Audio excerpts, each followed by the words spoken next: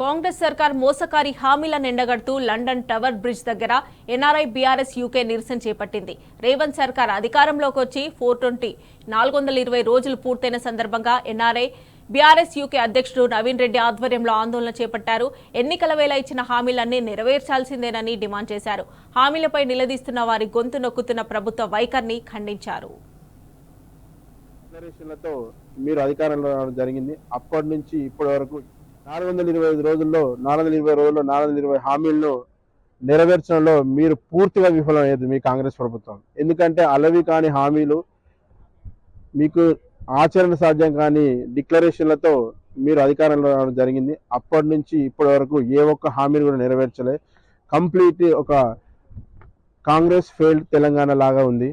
ఎందుకంటే మీరు ఏమన్నంటే కేసీఆర్ గారిని బీఆర్ఎస్ పార్టీని టార్గెట్ చేయడమే తప్ప గత 14 నెలల మీరు తెలంగాణకు చేసింది శూన్యం.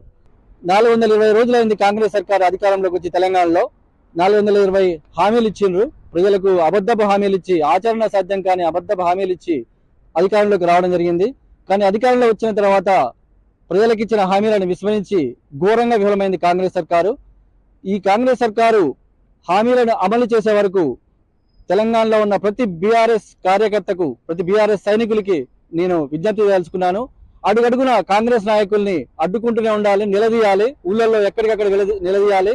సంవత్సర కాలంగా కేసీఆర్ గారు తిట్టడమే తప్ప వేరే విద్యార్థులకు ఉద్యోగాలు కల్పించలేదు.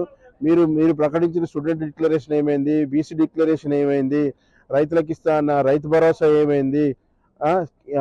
కేసీఆర్ గారు రైతు బంధు 10,000 ఇస్తే మీరు బిచ్చమన్నారు. బిచ్చమని మరి మీరేమన్నారు? మేము వస్తే 15,000 ఇస్తామన్నారు. మరి మీరు వచ్చి 14 నెలలైంది, ఇంతవరకు మీరు రైతు భరోసా ఎక్కడ ఇచ్చిర్రు?